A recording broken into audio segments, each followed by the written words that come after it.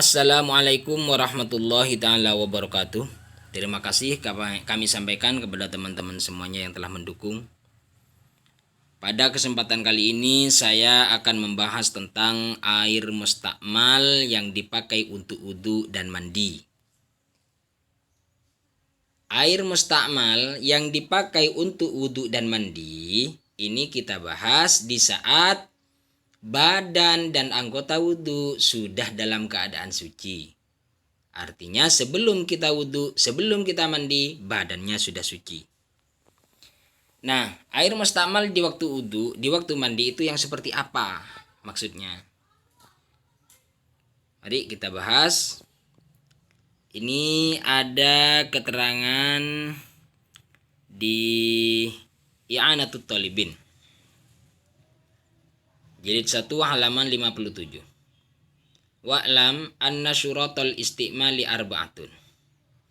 Ketahuilah bahwa syarat-syaratnya air dikatakan mustakmal itu ada 4. Tu'lamu min kalamihi, dapat kita pahami dari pembahasannya Qurratul Ain tentunya.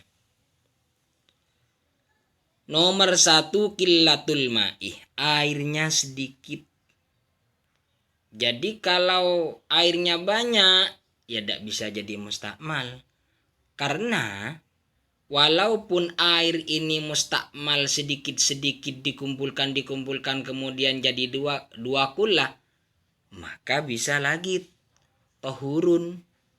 Jadi namakan air yang suci dan mensucikan. Sedikit dikumpulkan menjadi banyak. Contohnya kita berwudhu di jeding yang airnya banyak.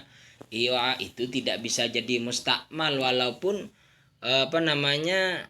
kita wudhu netes langsung ke jedingnya karena jedingnya airnya banyak. Nah, syaratnya nomor 1 dikatakan mustakmal itu kalau airnya sedikit.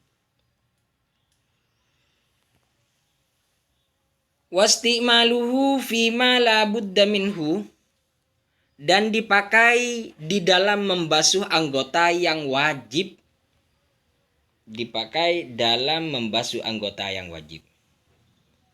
Kalau di anggota-anggota yang sunat, ini kebalikannya berarti, bukan mustakmal. Contohnya yang wajib, wajah, tangan, kepala, kaki. Kalau orang mandi, semua badan berarti. Wa ayyam fasila anil adwi, dan harus berpisah, sudah lepas dari anggota badan. Jadi airnya harus lepas sudah dari anggota badan. Nah, contohnya begini.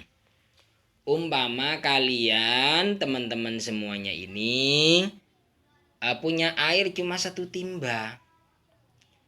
Kemudian tangan kalian pada saat setelah membasuh wajah 3 kali, tangan kalian berniat untuk dibasuh. Langsung dimasukkan ke dalam embernya, air yang ada dalam ember. Lupa bahwa kalau dipakai untuk berwudu itu nanti menjadi mustakmal, lupa. Tangannya langsung masuk ke dalam ember.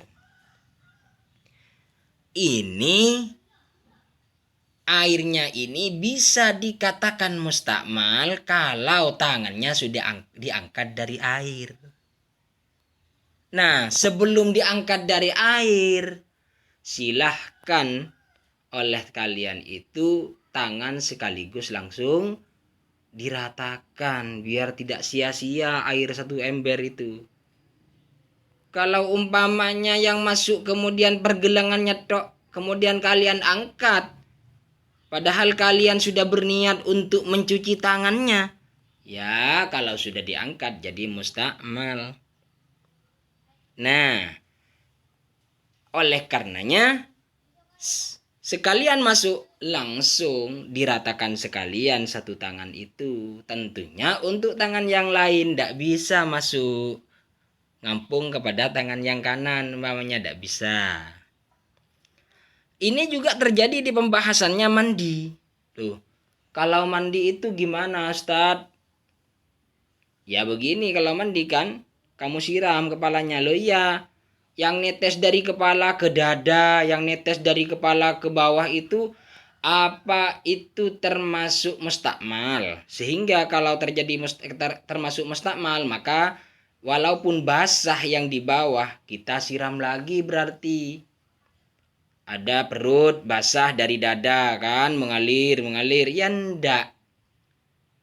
Karena kalau yang jatuh itu atau namanya yang terpisah dari anggota itu pindah kepada anggota secara uruf itu dekat, tidak masalah. Secara uruf dekat, contohnya dari dagu jatuh ke dada, ini terus mengalir tidak masalah karena masih belum lepas, belum berpisah. Contohnya yang secara adat itu jauh, itu seperti jatuh dari dagu ke kaki. Berarti kaki ini walaupun basah nanti harus dicuci lagi, harus dibasuh lagi, maksudnya begitu. Ini kalau dalam mandi. Kalau dalam wudu, contohnya seperti dari ujung jari, umpamanya tangannya sampean ada di atas. Dari ujung jari ini yang menekuk ini kemudian netes ke bawah ke lengan, ke dekat siku. Ya tidak masalah. Itu basahnya anggota yang dekatnya siku gara-gara tetesan air yang dari ujungnya jari, itu tidak harus diulangi. Bagaimana hukumnya mandi dari shower nanti? Ya tidak masalah dari shower. Karena kan dari shower ini kepala seret mengalir terus ke bawah tanpa lepas, tanpa berpisah, tanpa apa namanya, air itu mengalir dengan sendirinya, ya basah itu berarti bisa tetap dikatakan bukan mustakmal. Boleh. Jadi intinya sekarang yang dikatakan mustakmal adalah kalau sudah berpisah dari anggota secara uruf dianggap jauh. Kalau dari dagu ke dada, dari telinga ke bahu, tidak masalah. Nah,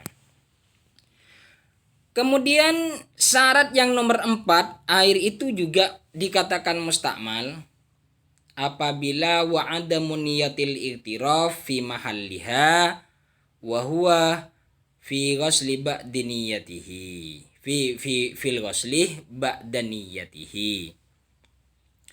Dan tidak melakukan niat mengambil air di tempatnya niat iktiraf itu diwajibkan. Jadi ada istilah niat iktiraf. Niat iktiraf itu diwajibkan ketika 1. Orang berniat mandi dan telah berniat untuk menghilangkan hadas bersamaan dengan menyentuh air, itu harus niat iktiraf. Kalau sudah orang orang junub berniat mandi, niat adus sudah diucapkan dalam hatinya, sudah dikerentekkan dalam hatinya dan tangan menyentuh kepada air, itu harus niat iktiraf. Ambil nomor 1. Nomor 2, niat iktiraf itu harus dilakukan ketika kita telah selesai melakukan melakukan basuhan muka yang ketiga. Kan sunatnya membasuh muka itu 3 kali. Setelah kita selesai membasuh muka yang ketiga, ini kalau kita mau menyentuh air untuk membasuh tangan harus ada niat iktiraf, harus niat mengambil air. Istilahnya harus niat bahwa tangannya itu kamu jadikan cebok untuk ngambil air. Itu harus ada niatan. Nah, itu tempatnya niat iktiraf. Syarat yang nomor 4 dikatakan istiqmal apabila tidak niat iktiraf di tempatnya niat iktiraf itu diwajibkan. Kapan niat iktiraf itu diwajibkan? Ini pengulangan lagi. Wa huwa fil ghusli ba'da niyatihi wa inda mumasatil ma'i li syai'in min badanihi. Nomor 1, tempatnya niat iktiraf itu harus dilakukan di dalam mandi, yaitu setelahnya dia berniat dan menyentuhnya anggota tubuh dengan air. itu harus niat iktiraf. Tangannya, pokoknya yang menyentuh air sudah niat iktiraf, ambil tangannya. Sit. Nah, ngambil tangannya itu. Falau nawal ghusla minal janabati thumma wada'a kaffahu fi ma'in qalilin walam yanwil igtirafah sara musta'malan. Jika orang itu berniat mandi dari junub, kemudian dia meletakkan telapak tangannya di dalam air yang sedikit, walam yanwil igtirafah, dan dia tidak niat menjadikan tangannya ini sebagai cebok, tidak niat iktiraf, tidak niat mengambil air, sara mustakmalan, maka airnya menjadi mustakmal. Karena airnya sudah disentuh, airnya sedikit lagi. Bagaimana caranya ini? Kalau sudah kadung tersentuh sama sampean, maka jangan pisahkan air itu dari tangan sampean, sekaligus sampean jalankan pelan-pelan supaya bagaimana sekiranya air itu tidak sia-sia. Jadi sekalian dialirkan ke tangannya, lengannya, terus dimasukkan yang bisa sebisa mungkin sebelum berpisah dari anggota tubuh. Dah. Wa fil wudu'i, sedangkan tempatnya niat iktiraf itu di dalam wudu kapan? Ba'da ghuslil wajhi wa inda iradati ghuslil yadain. Setelah membasuh wajah dan ketika bermaksud untuk membasuh kedua tangan. Jadi kita setelah selesai membasuh wajah dan berniat untuk membasuh tangan, maka sebelum memasukkan tangan kepada ember yang airnya sedikit itu sudah niat iktiraf dalam hatinya. Saya sebenarnya mau ngambil air untuk membasuh tangan. Mau ngambil, maksudnya tangannya dijadikan cebok, dijadikan gayung. Falau lam yanwil iktiraf hina idzin saral ma'u mustakmalan. Jika orang itu tidak niat iktiraf ketika selesai membasuh wajah dan berniat untuk membasuh kedua tangan, tidak niat iktiraf, saral ma'u mustakmalan, maka airnya menjadi air mustakmal. Ini ada referensi kedua, yaitu I'anatut Thalibin jilid 1 halaman 58. Far'un law adkhalal mutawaddi'u yadahu biqasdil ghusli 'anil hadathi aw la biqasdin ba'da niyatil junub aw tathlithi wajhil muhdits aw ba'dal ghuslatil ula in qasadal iktisaru alaihi bila niyatil iktiraf wala qasdi akhdil ma'i li gardin akhar sara mustakmalan bin nisbati li ghairi yadihi falahu ayyausilah bima fiha baqi sa'idiha.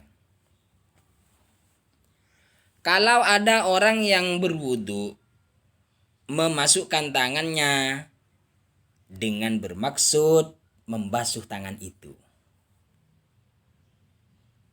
aula bi qasdin ba'da niyatil junub, atau tanpa ada tujuan, tanpa ada niat tujuan, tapi dia setelah niat junub. Nah, ini maksudnya kalau ada orang junub sudah niat junub, masukkan airnya moro-moro, masukkan tangannya moro-moro ke air yang sedikit. Ini bagaimana yang semacam ini? Kalau tadi orang yang wudu memasukkan tangannya berniat untuk membasuh tangan dari hadasnya. Sekarang ada orang junub juga setelah niat junub moro-moro memasukkan tangannya ke air yang sedikit. Au tathlithi wajhil muhdis, atau setelah orang yang berwudu itu selesai melaksanakan basuhan yang ketiga dari membasuh wajah. Ini tanpa niat pun tetap dianggap karena sudah menyelesaikan wajah 3 kali. Moro-moro masukkan tangannya ke air. Nah, air sedikit.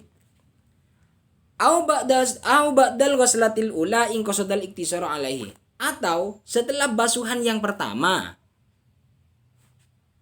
padahal dia memang tidak berniat untuk membasuh muka 3 kali. Habis membasuh muka yang pertama, dia sudah tidak berniat untuk membasuh muka untuk ketiga kalinya memang. Karena airnya sedikit. Tidak, saya sekarang basuh muka cuma 1 kali. Moro-moro tanpa ada niat masukkan tangan ke air yang sedikit tadi. Padahal waktu itu sudah saatnya membasuh tangan. Lalu bagaimana? Bila niatil iktiraf, dia memasukkan tangan dari contoh-contoh di atas tersebut tanpa ada niatan untuk menjadikan tangan sebagai gayung. Wala qasda akhdil ma'i li gardin akhar, atau dan juga dia tidak bermaksud mengambil air untuk tujuan yang lain. Jadi memasukkan tangan itu bukan untuk tujuan yang lain. Soro mustakmalan. Maka airnya jadi mustakmal. Jadi kalau ada orang wudhu kemudian memasukkan tangannya kepada ember airnya yang sedikit dengan biqasdil ghusli anil hadas, dengan berniat, dengan bertujuan membasuh tangan dari hadas, airnya jadi mustakmal. Aula biqasdin ba'da niyatil junub, atau tanpa ada tujuan tapi dia telah berniat untuk menghilangkan hadasnya junub. Bagi orang yang junub, tangannya dimasukkan, airnya jadi mustakmal, air yang sedikit. Au tathlithi wajhil muhdis, atau setelah membasuh muka 3 kali, moro-moro dia memasukkan tangan kepada air yang sedikit, padahal pada waktu itu sudah saatnya membasuh tangan. Lalu kalau tanpa niat, kalau memasukkan begitu itu, maka airnya jadi mustakmal. Au ba'dal ghuslatil ula, atau setelah basuhan yang pertama. In qasadal iktisaru alaihi, apabila dia memang bermaksud untuk membasuh 1 kali, kemudian dia memasukkan tangannya ke air, jadi mustakmal. Kalau tidak tanpa niat iktiraf. Bila niatil iktiraf itu jadi mustakmal. Bin nisbati li ghairi yadihi, jadi mustakmal, soro mustakmalan bin nisbati li ghairi yadihi, maka air itu menjadi mustakmal kalau kita nisbatkan, bangsakan kepada selain tangan. Jadi air yang sedikit itu jadi mustakmal kalau dipakai untuk selainnya tangan sudah. Maka katanya saya tadi, mumpung ini air masih belum berpisah dari tangan, lanjutkan, ratakan tangan-tangan semuanya, diratakan terus, jalan tidak apa-apa tangan sampai selesai sampai ke siku. Falahu ayyausila bima fiha baqi sa'idiha, ini maksudnya. Falahu ayyausila bima fiha baqi sa'idiha, maka bagi orang yang demikian ini boleh membasuh dengan memakai air tadi kepada sisa daripada lengannya. Tuh. Demikian dari keterangan dari I'anatut Thalibin.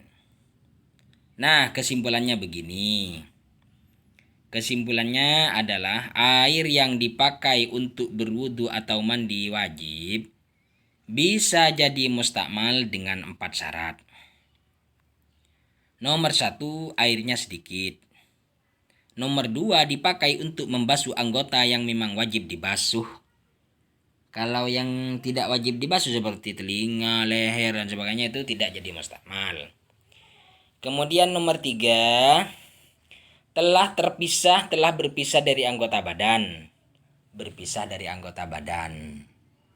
Kalau masih belum berpisah, contohnya, sambian sudah mencelupkan tangannya ke air, padahal sambian sudah berniat janabah, menghilangkan hadas janabah, junub. Kalau air ini masih belum berpisah dari sampean, tidak apa-apa sampean langsung nyelup ke dalam, menyelam ke dalam, tidak apa-apa, itu boleh. Jadi umpamanya tubuhnya cukup sampai tertutupi semua sampai kepalanya, hadasnya hilang, hadas junubnya hilang. Nomor 4, tidak niat iktiraf atau mencidu atau mengambil air pada saat-saat niat iktiraf itu diwajibkan pada saat-saat yang ditentukan. Pada saat apa niat iktiraf itu diwajibkan? Yaitu 1. Setelah berniat adus bagi orang yang mandi wajib. Nomor 2. Setelah basuhan yang ketiga dari wajah saat melakukan wudhu wajib. Demikian teman-teman dari saya, semoga banyak manfaat. Wabillahi taufiq wal hidayah. Wassalamualaikum warahmatullahi taala wabarakatuh.